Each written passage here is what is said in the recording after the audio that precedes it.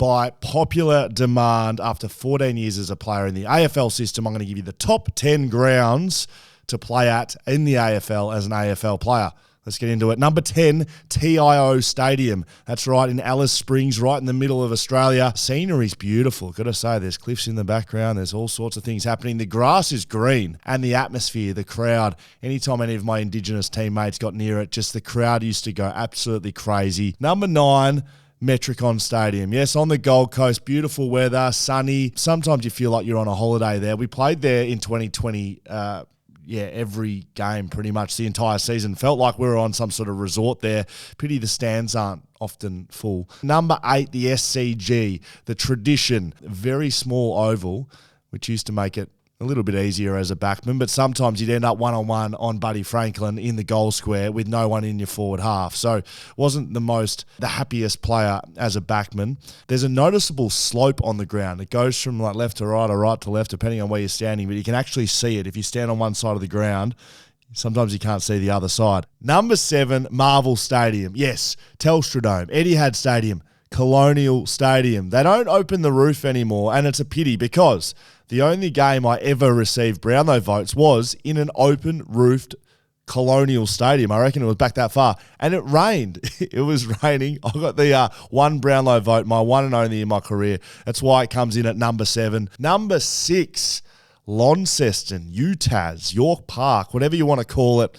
Pure footy weather in Tassie, in Launceston. Hawthorn always used to have a dominant area there. I played my 100th game in Launceston. I reckon I got subbed there one week, so that's probably not a positive thing. Beautiful footy weather. You don't get a lot of AFL games down there, so the crowds always used to come out, and I used to be excited to get down there and play at Launceston. So that comes in at number 6. Number 5, bit of a blast from the past, Subiaco Oval. It comes in a bit further down. I think if we were still playing there, Subi would be right up there at number 1 or 2.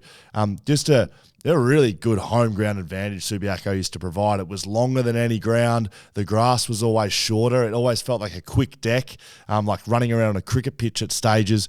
But we were used to it as a West Coast team. We used to play on there all the time. The crowd noise was amazing at Subi. It's still the loudest noise I've ever heard. I played in 2 grand finals, in prelim finals, that sort of stuff. Prelim final, North Melbourne, second quarter.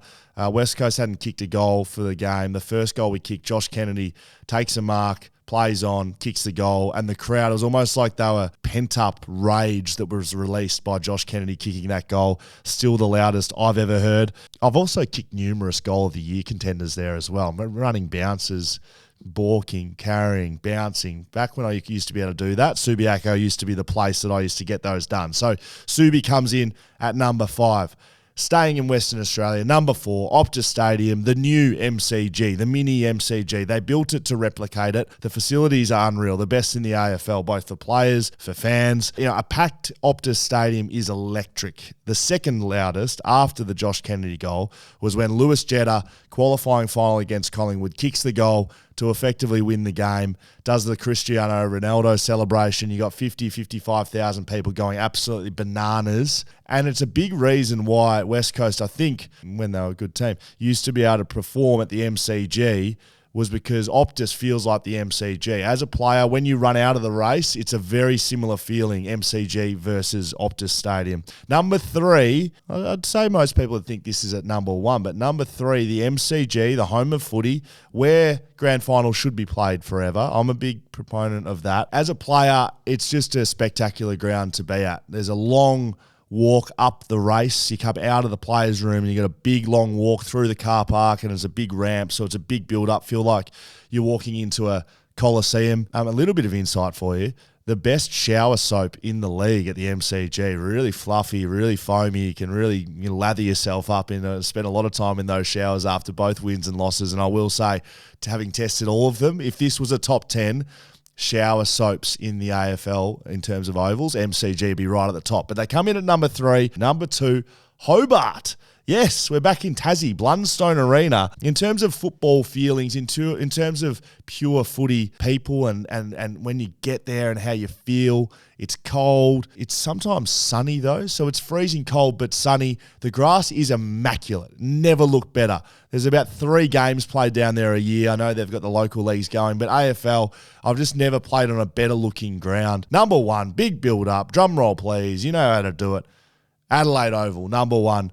Did not lose a game there for about the first 6 or 7 times we played there as a football club. Incredible setup. They've renovated the stadium. The rooms are great for the opposition. You can walk there as a player. The hotel's about 200 metres away, and it's just bloody great. The winning feeling at the Adelaide Oval that we had as a football club for a long time there was what made this number 1 for me. We had a tactic against Port Adelaide where they got together and sung Never Tear Us Apart. And they time it, and so the song ends and the first ball goes up, and it's this big swell of emotion and momentum. Well, we thought, why don't we just stand in the pocket? There's no real rule saying we had to be out there in time. So they'd start singing the song, we'd delay it, the song would finish, everyone would go silent, we'd start walking out to our positions, and it'd absolutely kill off the momentum. And I reckon we won about 4 in a row because of it, because Port Adelaide's been a very good team. So that's number 1, Adelaide Oval. Hopefully you enjoyed the top 10 stadiums in the AFL from an AFL player. Will Schofield, done and dusted.